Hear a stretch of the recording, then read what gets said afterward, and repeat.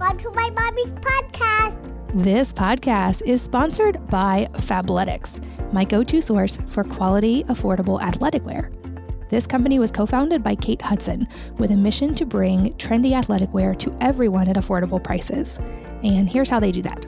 After you take a quick 60-second style quiz, they give you a personalized showroom of pieces that are specifically catered towards your own unique style.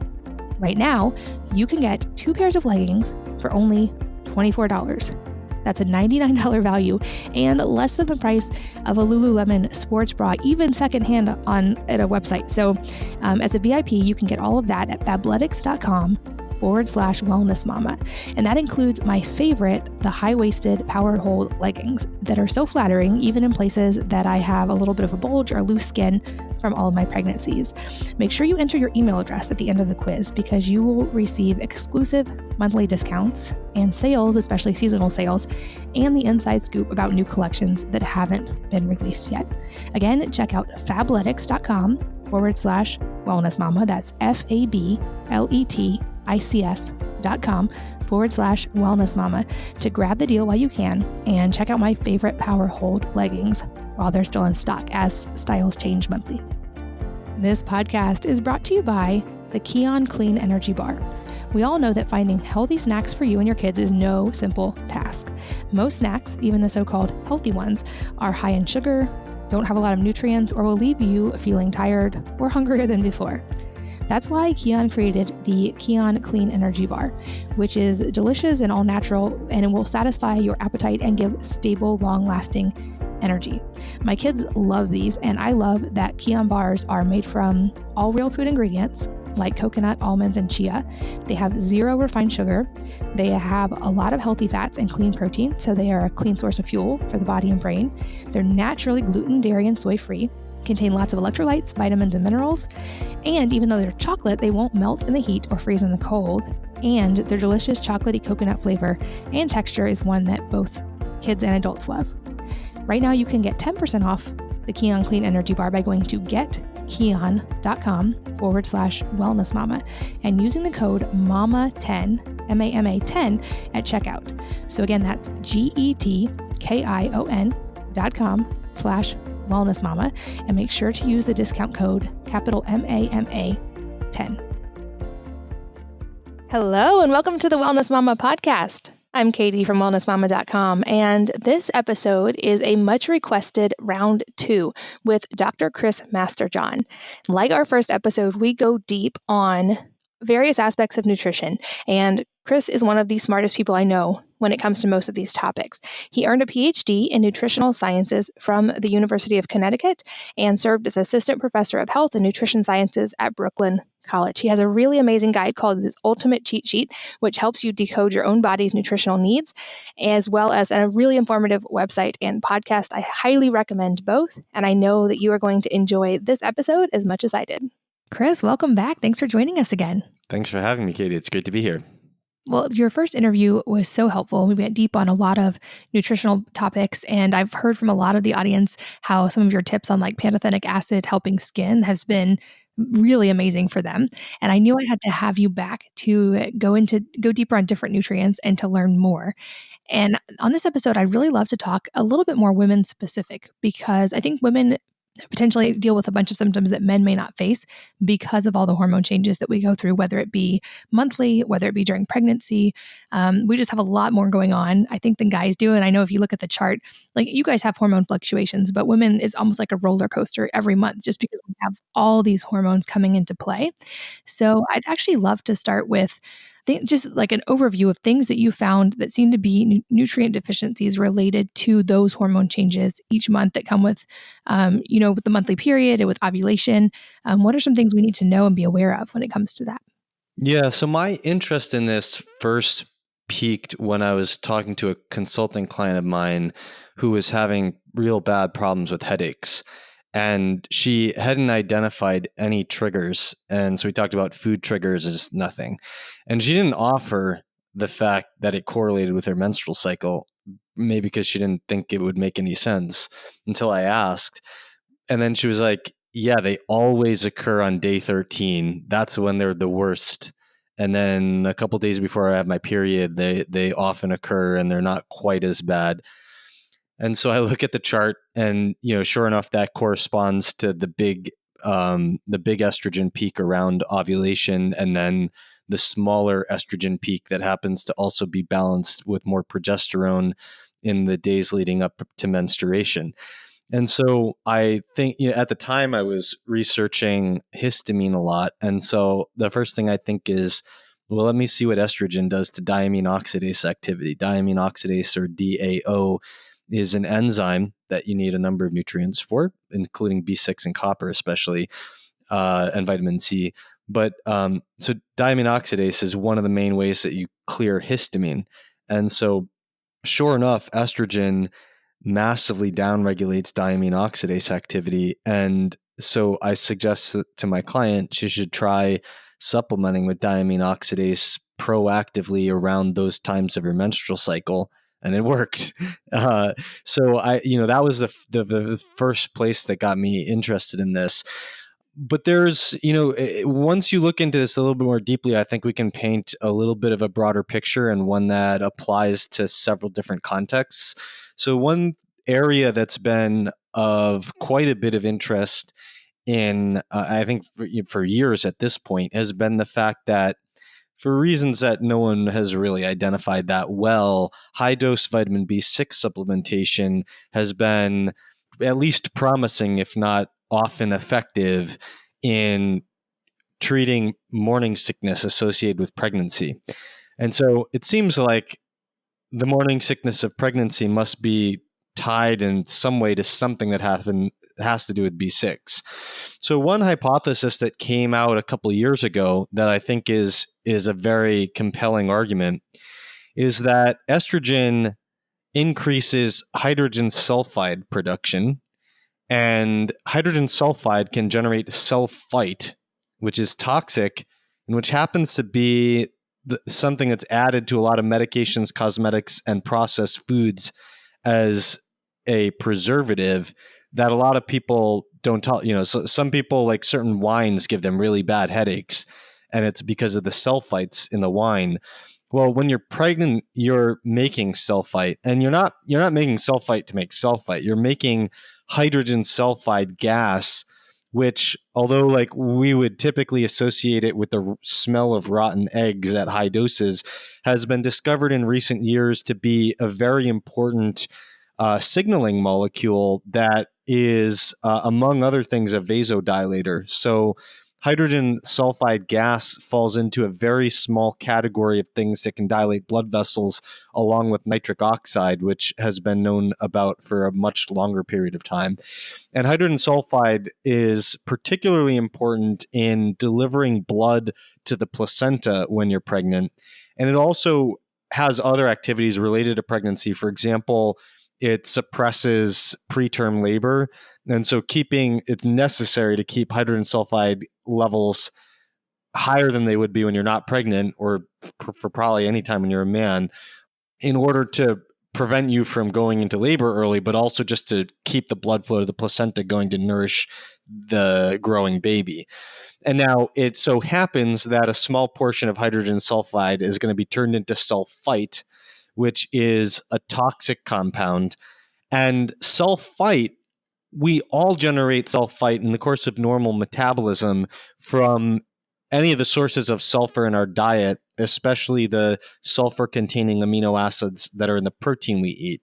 And in order to neutralize that sulfite, we use a mineral, molybdenum, to convert the sulfite, which is toxic, to sulfate. Sulfate is both not toxic and is also highly useful. We use it for detoxification. We use it for regulating hormones. We use it to synthesize structural things that are protective against cardiovascular disease, highly protective against arthritis in our joints, and so on. So you basically have this balance between sulfite, which is toxic, and sulfate, which is extremely necessary and useful.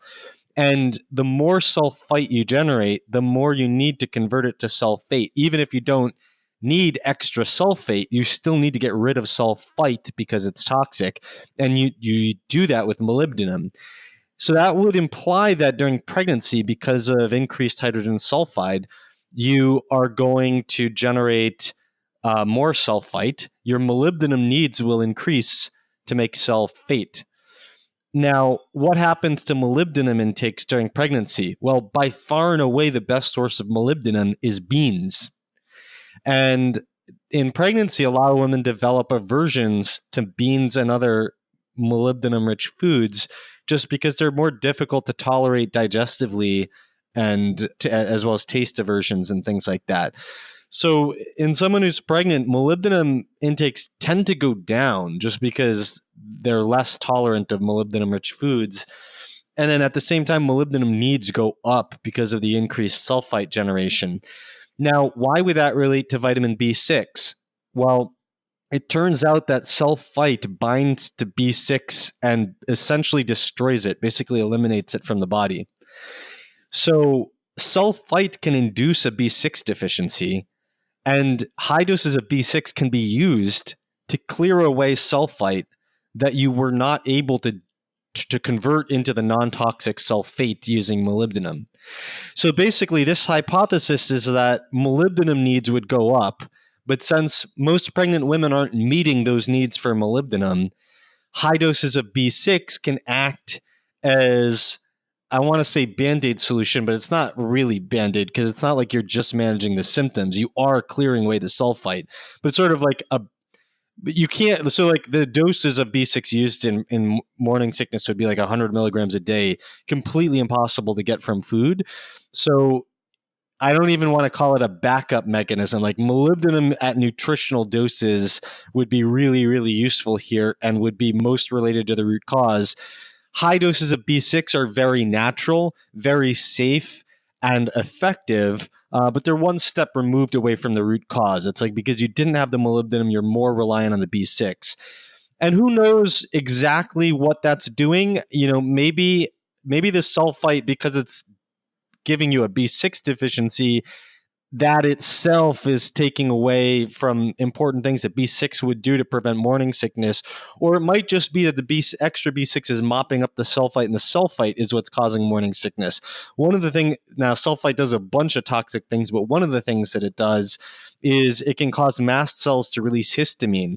And histamine in the gut can give you all kinds of gut-related issues like diarrhea, for example, make you feel nauseated, things that could be plausibly related to morning sickness, especially if because of B6 deficiency, and actually I think sulfite also inhibits diamine oxidase, and diamine oxidase requires B6, and that's need to clear histamine from foods. She might, on top of everything, become more histamine intolerant to more intolerant to histamine in certain foods, maybe.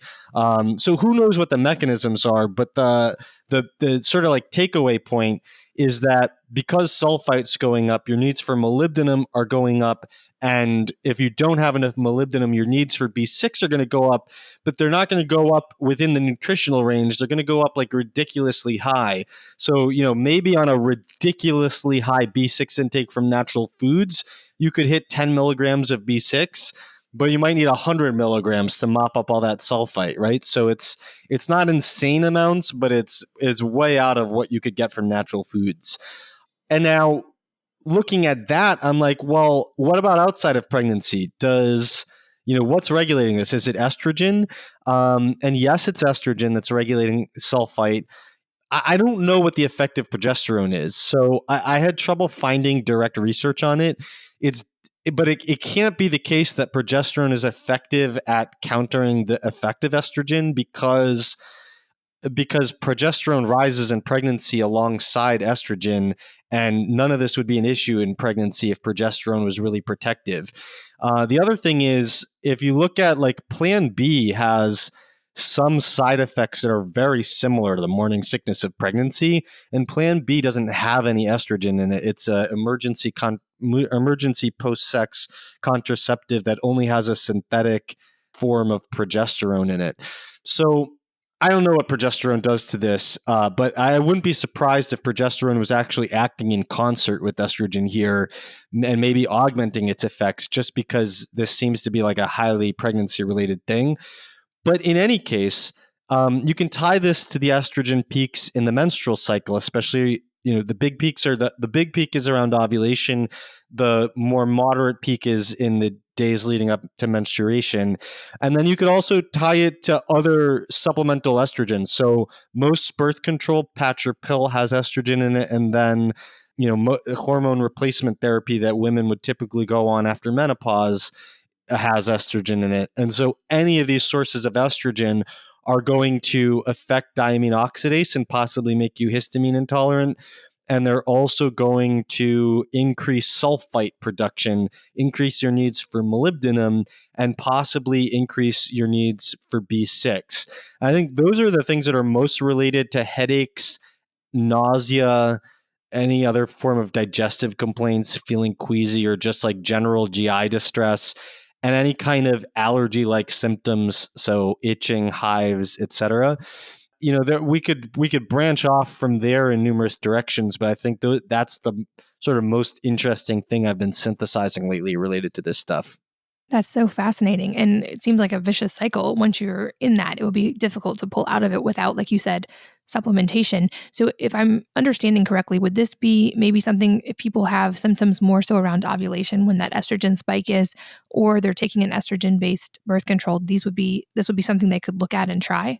Yeah, in fact, I'd go a little bit further than that. So another thing that has been known for decades to happen when women are on birth control is that the amino acid tryptophan, which is used to make serotonin and is used to make melatonin and is also used to make niacin, which is vitamin B3.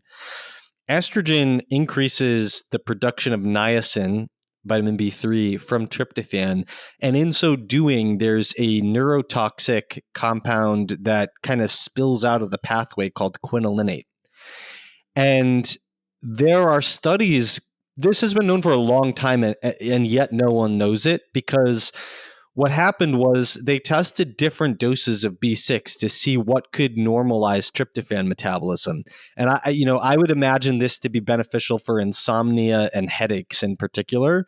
So what they did was they tested a couple low doses up to 2 milligrams, and they tested 20 milligrams. And they found that 20 milligrams of B6 completely made tryptophan metabolism totally normal. But all of the doses that they considered reasonable to get from food didn't. And so they basically dismissed their own finding about 20 milligrams and said, like, because there's this bias in mainstream nutrition where they don't want everyone running around taking supplements. So they looked at that and they said, like, that effect can't be like a real effect. Like B6 obviously isn't doing something here because 20 milligrams is a ridiculous dose, and we're not going to tell people to take 20 milligrams, even though it's well under what the Institute of Medicine has set as the dose that would have no safety concerns, which is 100 milligrams. So the reality is that the data have said for decades that 20 milligrams of B6 normalizes the negative effects of birth control on tryptophan metabolism. And there are no reviews that say that. I had to go back and look at the original papers, because all the reviews from people that I would expect about this, that I would respect and that would be considered prestigious, they just cite these people citing their own data saying that B6 didn't fully normalize tryptophan metabolism. And you have to go back to the paper and see that 20 milligrams does. So I would go more than that to say that anyone who's on supplemental estrogen should by default take 20 milligrams of B6 and tweak from there. But I would do it as a precautionary measure. Wow, that's amazing. So, and the safety data, just to reiterate what you said, is up to 100 milligrams that can be safely taken based on what they've demonstrated. Is that also during pregnancy? Yeah, there's no alteration to the safe limit in pregnancy for B6 or for molybdenum, which is the other nutrient we were talking about before. And there are people anecdotally who believe that they've developed problems from taking high doses of B6 that are in that range, but there's no published data of case reports showing that. And the published data of case reports shows that B6 can have neurotoxic effects at very high doses. All of those studies have used pyridoxine, and I actually think pyridoxal 5-phosphate is the ideal form, P5P. All of those studies also showed that the consequences went away as soon as you removed the supplement. And the minimum dose of B6 in any of those studies was 500 milligrams a day. Nothing below that has been shown to have negative effects. So when the Institute of Medicine set the tolerable upper intake level, or TUIL, which is, a lot of people are familiar with the RDA, the TUIL, the upper intake level, is always set alongside the RDA. And the definition is basically, this is the dose that we would expect to have no risk of adverse effects in the general population. And that doesn't rule out that someone might have a hypersensitivity disorder or something like that. But, if you take 100 people and you put them all on 100 milligrams of B6, you would expect approximately 0 people to develop any problems from that. And so, and 20 milligrams, and what they did with that was they took the lowest observed adverse effect at 500 milligrams, and they applied a safety factor of 5-fold to that, right? So they said, we don't have any evidence of this occurring at less than 500 milligrams. So we'll take 500 milligrams as the dangerous dose and say that, even if there's 1,000 things we don't know, 100 milligrams should be like the mega safe dose. And then 20 milligrams has been shown to normalize tryptophan metabolism, which is 5 times under that. So it's 25 times under what we have case reports of showing problems of. And so, there's like dramatic windows of safety applied to get down to 20 milligrams. And like, it's not well studied. Like, maybe the ideal dose that you need is 10 milligrams. I don't know. But there's some studies suggesting that 5 to 10 milligrams are not enough to normalize markers of B6 status in pregnant women, which suggests to me that the ideal dose for minimizing risk of B6 deficiency symptoms during pregnancy and during any conditions of supplemental estrogen is probably at least 10 milligrams. And 20 has been shown to be effective in studies. So I'm happy with that, and I'm content that it is not a safety risk. Well, and especially that's a water-soluble vitamin, right? So like you said, as soon as you stop taking it, your body should be okay, even if you hit a high dose.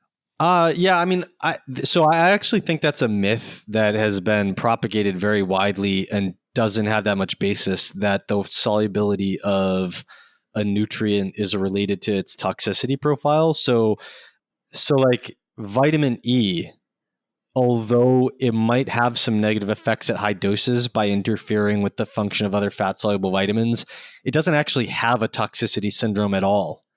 And vitamin B6, which is water-soluble, does.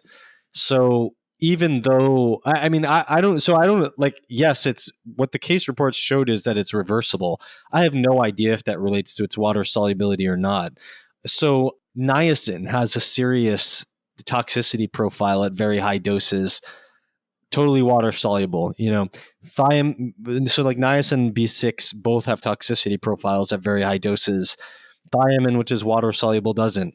Riboflavin, which is considered a water-soluble vitamin, but it's actually like 50% fat-soluble. It's just like halfway in between water and fat solubility on a chemical solubility level.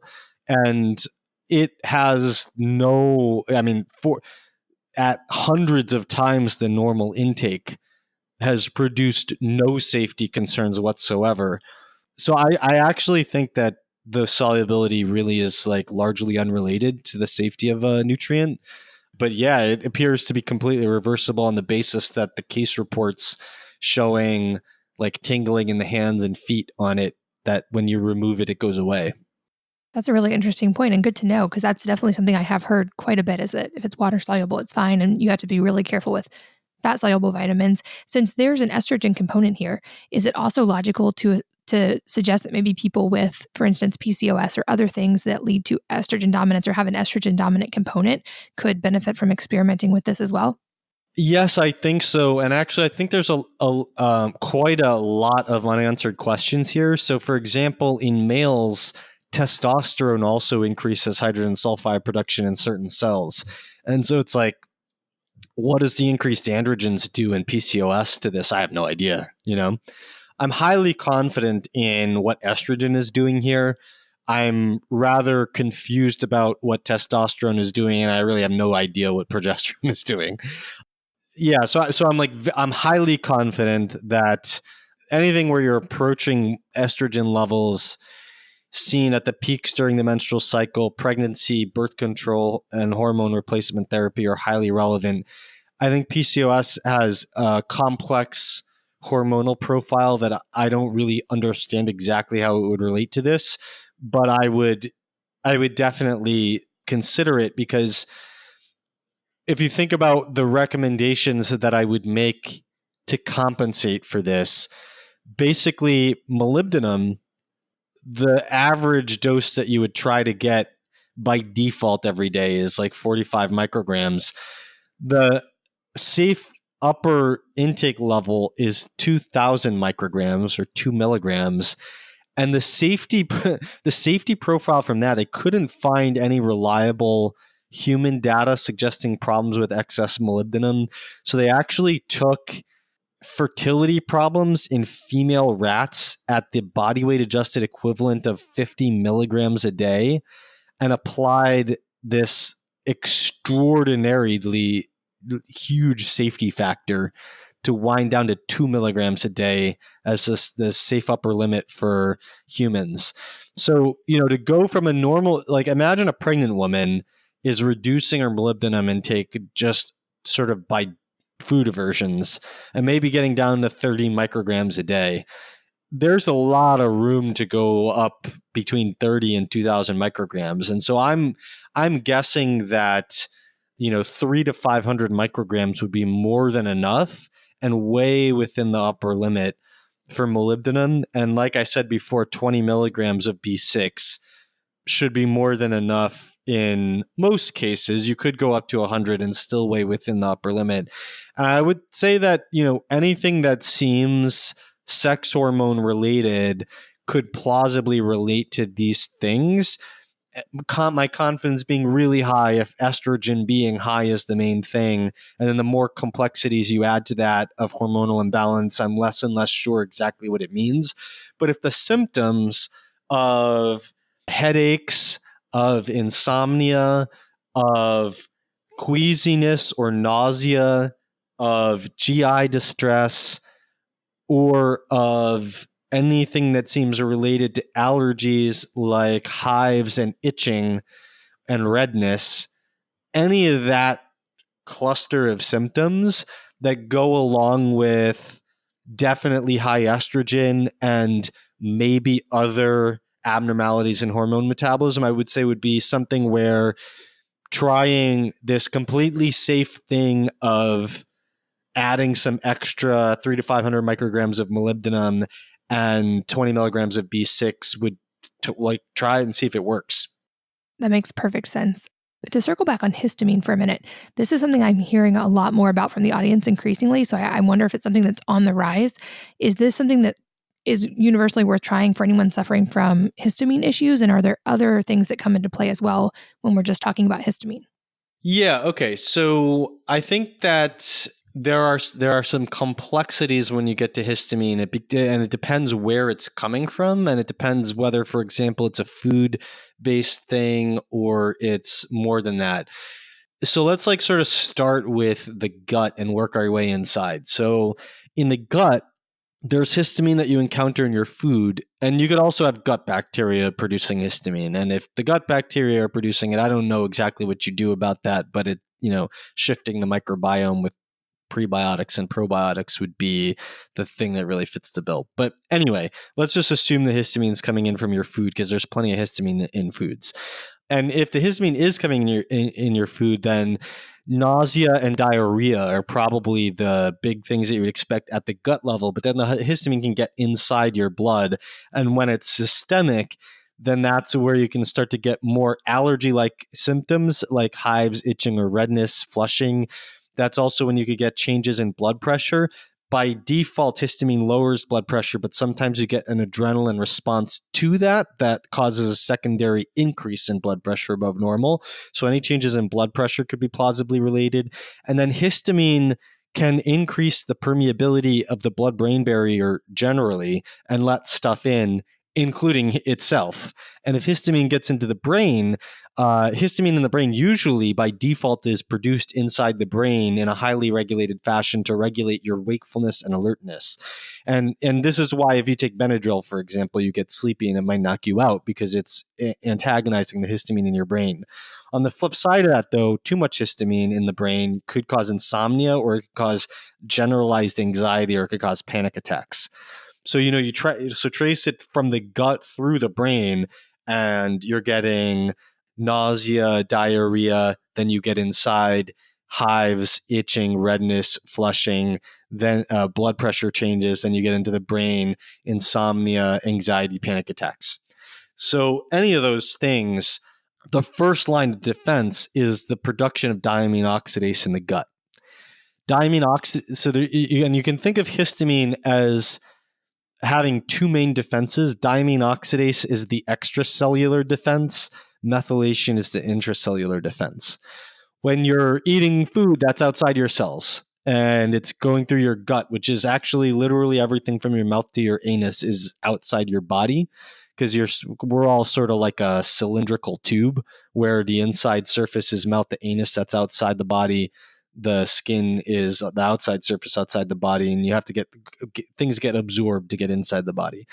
So in the gut, you're outside the body, you're outside your cells, you're producing massive amounts of diamine oxidase, or DAO, for the purpose of completely neutralizing all the histamine in your food. And the diamine oxidase could be missing from the gut due to nutrient deficiencies or due to intestinal damage. Nutrient deficiencies, the ones that are most relevant, are B6 and copper. There's some possible, and actually manganese is also important. There are possible roles for vitamin C and possible role for riboflavin, although that hasn't been shown with the human enzyme. Then on top of that, you could just have intestinal damage that's damaging the cells that produce diamine oxidase. That kind of unravels a whole nother area that I'm not really an expert in. My expertise is really in the micronutrients, the vitamins and minerals. So for example, if you have an autoimmune condition like celiac disease that's destroying the intestinal cells, or you have some pathogen in there that's, your immune system's trying to defeat the infection and is causing damage to your intestinal cells, possibilities like that are reasons for having low diamine oxidase activity. And then, of course, I don't really know anything about how to modify this, but you could also have gut bacteria that are producing histamine as well. Then when you get inside, and actually this isn't just inside, so inside your body or even in the gut, you can have increased mast cell burden. Mast cells are the cells that produce histamine. And now we're getting into the area where we're not talking about the histamine in foods, we're talking about the histamine that you produce yourself. And so the normal way that you would think about this, like the kind of conventional thing that would happen, is in an allergy. And in a traditional conventional allergy, you have your immune system reacting to some allergen, produces IgE antibodies that then activate a cascade of things that leads ultimately to the release of histamine by mast cells. You can also have things that cause mast cells to release histamine that you're not allergic to. And that's what sulfite does that we were talking about before. So sulfite will just act on the mast cell to make it release histamine, but it's not an allergy because there was no antibody made by your immune system. It looks like an allergy because you get itching, hives, redness, any of the traditional allergic symptoms that are caused by histamine. And it kind of walks and talks like an allergy because you might get it in response to certain specific foods. If those are foods that have histamine in them or have sulfites in them that cause histamine release or whatever, but it's not an allergy because in the case of sulfite or dietary histamine, there's no antibody mediated response. So it looks, talks, walks, smells like an allergy, but it's not. And in the mast cell, there's two categories of things that we should care about. One is antioxidants, because oxidative stress increases histamine release from mast cells. And the other is methylation. And those two things are both like big cans of worms that we could each spend an hour talking about just on its own. But antioxidants are, to briefly summarize, antioxidants, I think a lot of people think about as like, oh, those are the things that are in berries and fruits and vegetables and stuff like that, which I think is a misleadingly simplistic way to think about it. Your antioxidant defense is very much based on minerals and protein related things that you make yourself. So I don't mean you make the minerals. I mean, you eat the minerals and you make enzymes that require the minerals. So very briefly, protein, zinc, copper, selenium, iron, and manganese, vitamin E and vitamin C, and all those things, colorful things in fruits and vegetables that people call antioxidants. Those things together are the things we care about in terms of antioxidant defense. And then on the second category, methylation, that's where we get into B12, folate, and choline as the top nutrients. And then we can peel layers away to get at many minerals and B vitamins working underneath those as the main support.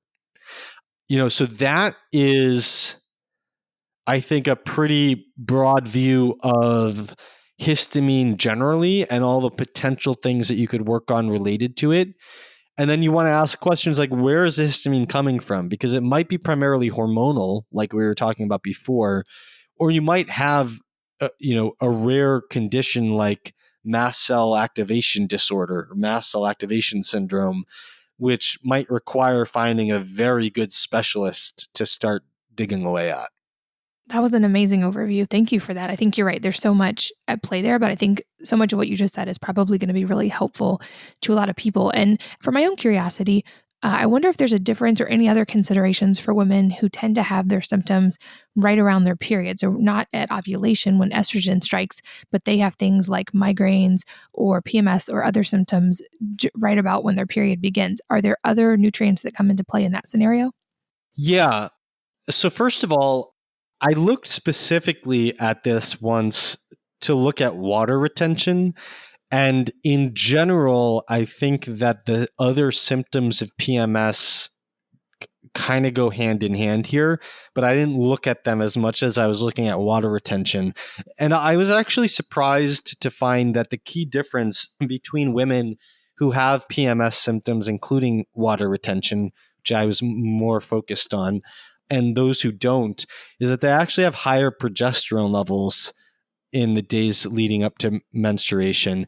So the progesterone should be like a ovulation related sort of like post-ovulation spike during the breakdown of everything produced during ovulation, but it should be cleared effectively by the time you get into menstruation.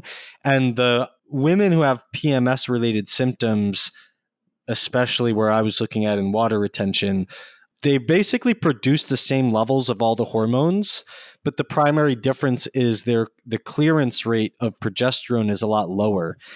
And my suspicion is the water retention issue is driven by the fact that one of the ways that you can get rid of excess progesterone, it's actually, this isn't really a way of getting rid, it shouldn't be a way of getting rid of progesterone.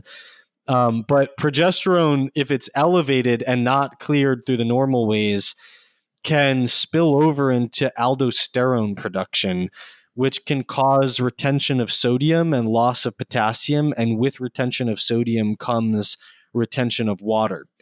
I don't know if that would cause some of the other symptoms, although I could imagine it would, because if you retain water, you're going to get swelling everywhere.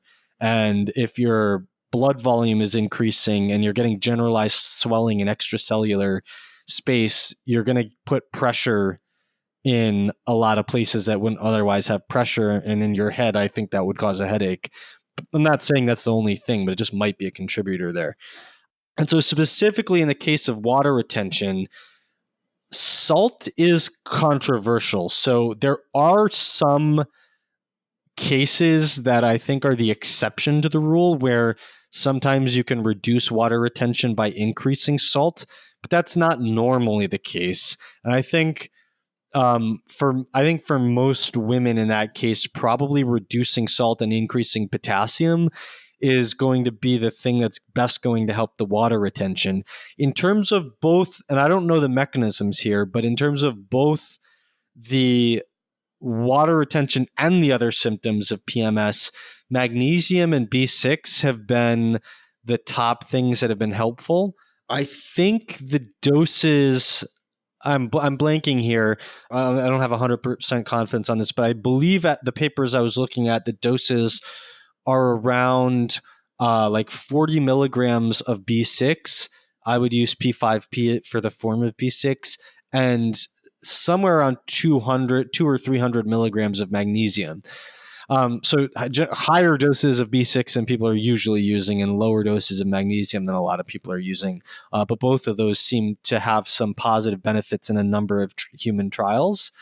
And then for PMS symptoms, the data is less good for manganese, but low manganese levels correlate with PMS symptoms. And it's possible that manganese supplementation would help, but no one has clearly shown that. But notably, manganese along with B6 are cofactors for diamine oxidase, so they could all come back to histamine metabolism in some way. In terms of some of those symptoms, I don't think histamine would be related to the water retention, but headaches and mood disturbances maybe. That's really interesting. And I'm definitely going to plug your book, Testing Nutritional Status, because I think that's a great place for people to delve in and try to figure out what they specifically need to take. This podcast is sponsored by Fabletics, my go-to source for quality, affordable athletic wear. This company was co-founded by Kate Hudson with a mission to bring trendy athletic wear to everyone at affordable prices. And here's how they do that. After you take a quick 60-second style quiz, they give you a personalized showroom of pieces that are specifically catered towards your own unique style. Right now, you can get 2 pairs of leggings for only $24. That's a $99 value and less than the price of a Lululemon sports bra, even secondhand at a website. So as a VIP, you can get all of that at fabletics.com/wellnessmama. And that includes my favorite, the high-waisted power hold leggings that are so flattering, even in places that I have a little bit of a bulge or loose skin from all of my pregnancies. Make sure you enter your email address at the end of the quiz because you will receive exclusive monthly discounts and sales, especially seasonal sales, and the inside scoop about new collections that haven't been released yet. Again, check out fabletics.com/wellnessmama. That's fabletics.com/wellnessmama to grab the deal while you can and check out my favorite power hold leggings while they're still in stock as styles change monthly. This podcast is brought to you by the Kion Clean Energy Bar. We all know that finding healthy snacks for you and your kids is no simple task. Most snacks, even the so-called healthy ones, are high in sugar, don't have a lot of nutrients, or will leave you feeling tired or hungrier than before. That's why Kion created the Kion Clean Energy Bar, which is delicious and all natural, and it will satisfy your appetite and give stable, long-lasting energy. My kids love these, and I love that Kion bars are made from all real food ingredients like coconut, almonds, and chia. They have 0 refined sugar. They have a lot of healthy fats and clean protein, so they are a clean source of fuel for the body and brain. They're naturally gluten, dairy, and soy-free, contain lots of electrolytes, vitamins, and minerals. And even though they're chocolate, they won't melt in the heat or freeze in the cold. And their delicious chocolatey coconut flavor and texture is one that both kids and adults love. Right now, you can get 10% off the Kion Clean Energy Bar by going to getkion.com/wellnessmama and using the code MAMA10, MAMA10 at checkout. So again, that's getkion.com/wellnessmama and make sure to use the discount code capital MAMA10. but I am curious when it comes to women and hormone fluctuations, either during pregnancy or just during normal monthly cycles, are there nutrients in general in any amounts that you would say on average most or all women should be taking, or it's safer to take than not take? Can you go over the context again? You're talking about pregnancy, or you're talking about through the menstrual cycle? I feel like those would probably have to be separate answers, but during pregnancy, are there things that women need to be especially cognizant of? Yeah, so I think so pregnancy, the nutritional recommendations are generally made around birth defects, and I think those are I would reinforce those. So like the typical pregnant woman is going to get put on prenatals that have extra folic acid in them, for example. I would say you want to make sure you're getting full. I would prefer using methylfolate as a supplement, but I think making sure you're getting the RDA for folate through that is really important, because even though, that's mainly used to prevent neural tube defects, which are mainly spina bifida, and then another rare one that is just fatal. It's quantitatively, like, the likelihood of that happening is very small, but the consequences are so devastating that it's just worth it to reinforce those recommendations. One nutrient that I haven't talked about yet, but applies across the board to all estrogen related things here. And actually, this is a good bifurcation between pregnancy and other estrogen conditions. So estrogen increases copper absorption from the gut, and the placenta during pregnancy causes all that extra copper to go to the baby. So I don't think that you need extra copper during pregnancy, because you hyperabsorb copper and you hypertransport it to the fetus. But estrogen outside of pregnancy causes you to hyperabsorb copper just as much, and you don't have a placenta.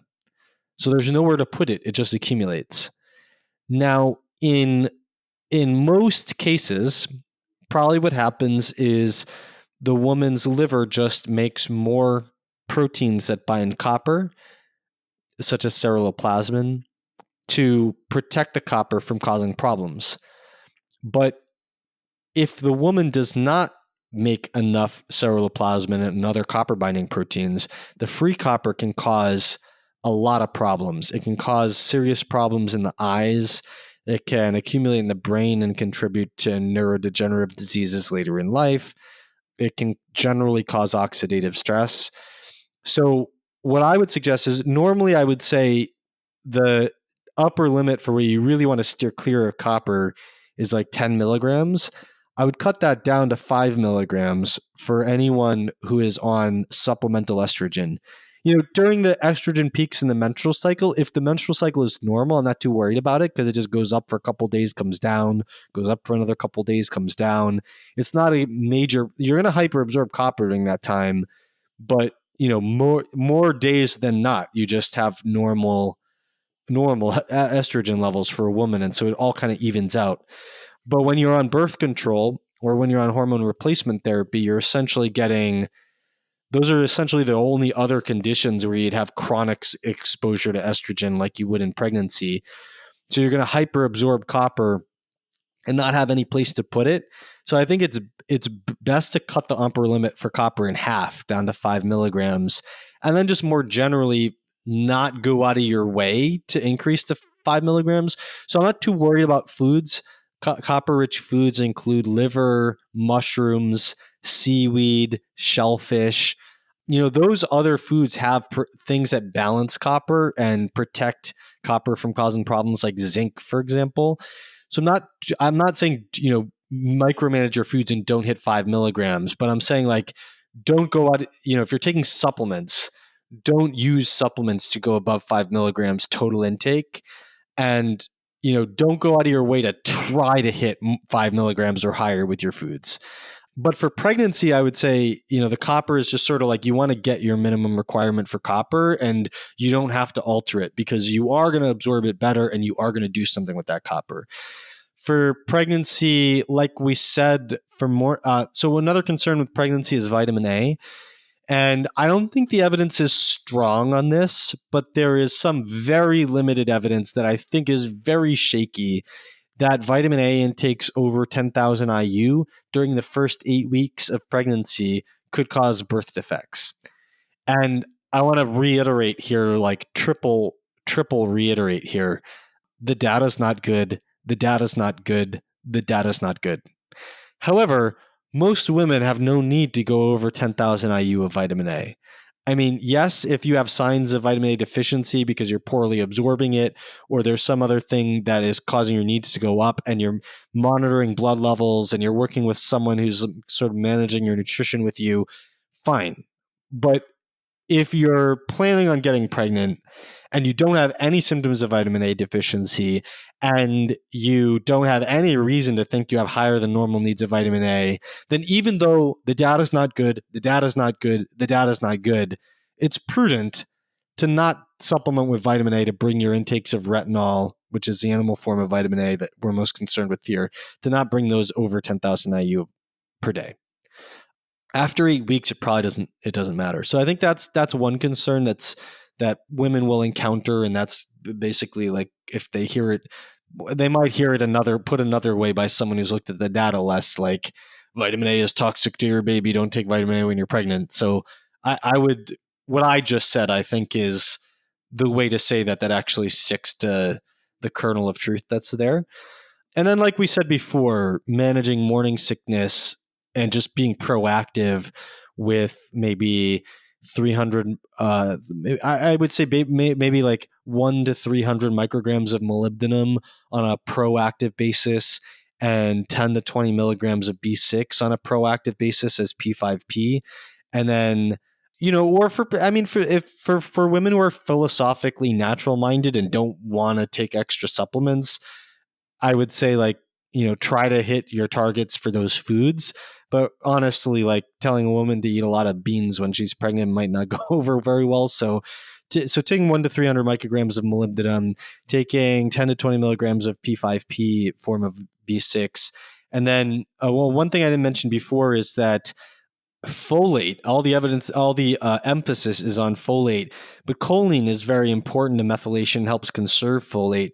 And although we don't have data in pregnant human women, we have data from rats suggesting that if we were to extrapolate to humans, suggesting that if a woman got 3 times the basal requirement for choline during pregnancy and during nursing, and then supported the growing child with 3 times the minimum recommendations for the first 4 years of life, that could have extremely profound benefits to the brain, especially as an increase in audio-spatial memory, dealing with sounds and visual perception of space, preventing interference memory, which is the kind of memory loss where you forget where you parked your car when you go to the grocery store because you parked at that grocery store 350 times before, and you're mixing all the 350 memories of where you parked your car.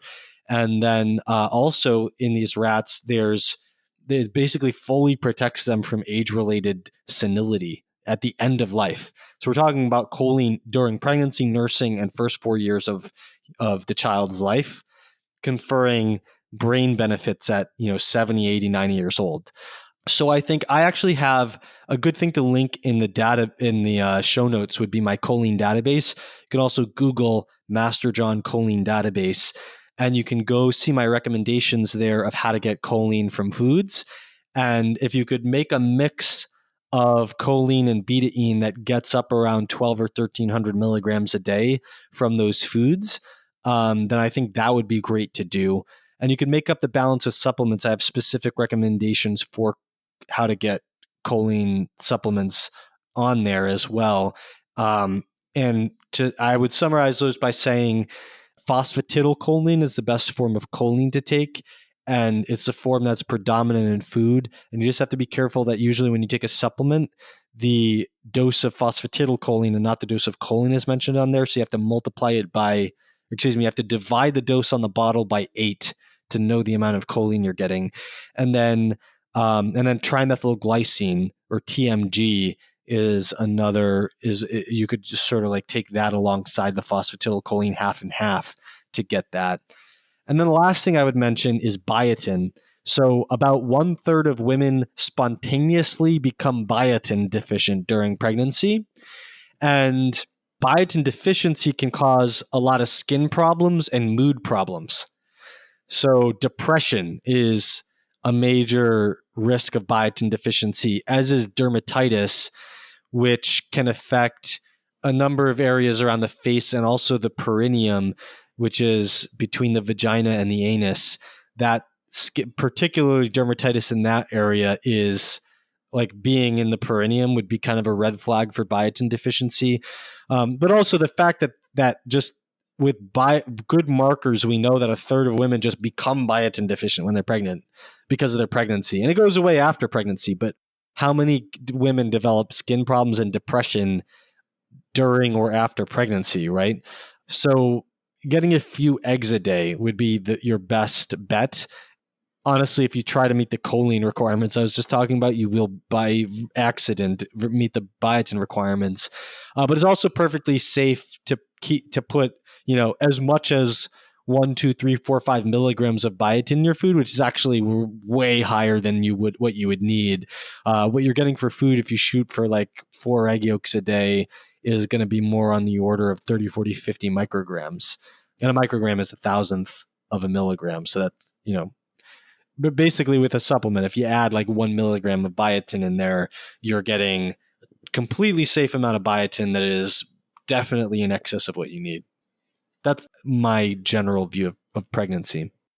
That was super helpful. And last one I'll ask you about today, but I think I'm just going to have to keep asking you back, is vitamin D. Because I know I've seen studies on vitamin D deficiency and like low birth weights or premature labor, and there seem to be some really big implications, but also it is one that can store in the body, for at least from what I've read. So I know it's one that you want to test and you want to know what your levels are. Do you have any data that you've seen or guidelines you would give about what target vitamin D level to aim for and what form is best to get that from? Yeah, so vitamin D is interesting because there has been so much enthusiasm and research on vitamin D promoting high levels of it that we kind of have this, which was genuinely merited by the fact that there has been and still is widespread inadequate vitamin D levels. Like there was a study in the UK a couple decades ago that showed that in the 3rd trimester of pregnancy, women in the UK on average would have their vitamin D levels drop to 0. That's like, so ridiculously in need of vitamin D, right? And yet we have like this bifurcation between kind of the general population where they probably need more vitamin D. And then we have health conscious populations where everyone's supplementing. And if anything, they're, the majority of those people are probably getting too much, even though there, certainly are people with very high needs that are minorities, but are important to include here. And so, yeah, it's fat soluble, but more importantly, it does have a toxicity profile and it does increase the risk of soft tissue calcification. And I also think we always have a danger when people are told to avoid vitamin A and to take vitamin D. The risk of soft tissue calcification is going to increase because vitamin A protects against soft tissue calcification caused by too much vitamin D. So I think on a background for this vitamin D supplementation, you don't want to get into the hype around paranoia about vitamin A, because that in and of itself is going to make vitamin D less safe. But in pregnancy, the vitamin D needs are very similar to a non-pregnant woman for the first 2 trimesters. And then in the 3rd trimester, the fetal skeleton starts to get mineralized. And when that happens, there's like a massive mobilization of calcium, phosphorus, and vitamin D, all going towards the mineralization of the fetal skeleton. And that's when you see 25-OHD levels, which is the marker that we use for vitamin D nutritional status, drop in women's blood. Now, vitamin D is also complicated by the fact that the levels of the markers change during pregnancy. And so it's actually like, it makes things difficult because the way that they change are not it's well characterized what happens, but it's not well characterized what it means in terms of how to reinterpret the markers to know whether women need more or less. And as a result, I think that there, like, what the reason that makes things difficult is that we have this voluminous data on, thousands of studies of tens or really hundreds of thousands of people on how to interpret those markers, and they just don't apply to pregnant women. So what happens in pregnancy is that 25-OHD, which is the traditional marker that is mostly used to assess vitamin D status, goes down, calcium levels go down, and parathyroid hormone levels go down. Parathyroid hormone, or PTH, is generally a marker of, like, the higher it is, the more you need vitamin D and calcium. And meanwhile, calcitriol, which is the active hormonal form of vitamin D, goes up. And I think these are probably adaptations to supply calcium to the fetus while simultaneously minimizing the risk of bone loss to the mother. Because PTH, which rises when you're deficient in calcium and vitamin D, helps mobilize calcium to get into your blood by taking it out of your bones. So basically what pregnancy is doing, and calcitriol, the active hormonal form of vitamin D, it does take calcium out of your bones, but it also increases absorption of calcium from your food. So basically PTH and calcitriol are two different ways that you can mobilize more calcium into the blood, which in the case of pregnancy, you're trying to get it to go to the fetus. And what pregnancy is doing is, and I don't know what mediates this, estrogen, progesterone, or chorionic gonadotropin, I don't know what it is. Something in pregnancy is shifting the balance to a calcitriol dominant state to take more calcium out of your food and less calcium out of your bones. That way, overall, you get net more calcium moving to the fetus, but to the degree you can, you're not taxing the mother's bones. You can support that system by supplying more vitamin D to the mother. And that's going to funnel in to bring 25-OHD levels back up, which we measure as the main marker of nutritional status. That's also the precursor to calcitriol, so it's going to spill into calcitriol production. The more calcitriol you get and the less PTH you get, the more you're going to protect the mother's skeleton while also simultaneously maximally extracting calcium from food to shift towards the fetus. At the same time, you can support that by getting more calcium in the diet. We talked about this last time. I think the calcium requirements, the official calcium requirements, are not changed during pregnancy, if I remember that right. But I think they clearly are physiologically. And more to the point, I think a lot of women who are, maybe altering what they eat because of pregnancy and their food aversions and so on. And then on top of that, women in our audiences who are health conscious are often, especially like in the paleo world, this is also true in the vegan world, a lot of people are worried about calcium supplements. And I would say that in pregnancy, especially in the third trimester, to support mineralization of the fetal skeleton with minimal risk to the woman's bones, you at least want to hit the RDA for calcium. So getting, and I would say go a little bit above it. So consistently hitting like 12 or 1300 milligrams of calcium, I think would be the ideal thing, alongside taking whatever vitamin D will keep your 25-OHD levels up into the normal range, which, to me, you're looking at 30 to 40 nanograms per milliliter, in my opinion. And then, it's perfectly safe to take an extra 1,000 or 2,000 IU of vitamin D if you're not measuring your blood levels, but it would be ideal to measure your blood levels. Amazing. That is so practical and helpful. And once again, our time has completely flown by, and you're just going to have to come back at some point because we have so much more. I'd be happy to. Thank you so much for the time today. I know how busy you are, and I'm so grateful for you coming back again to share even more. And I look forward to more episodes in the future. Awesome. Can't wait. And thanks to all of you for joining us and listening today. And I hope that you will join me again on the next episode of the Wellness Mama podcast. If you're enjoying these interviews, would you please take 2 minutes to leave a rating or review on iTunes for me? Doing this helps more people to find the podcast, which means even more moms and families can benefit from the information. I really appreciate your time, and thanks as always for listening.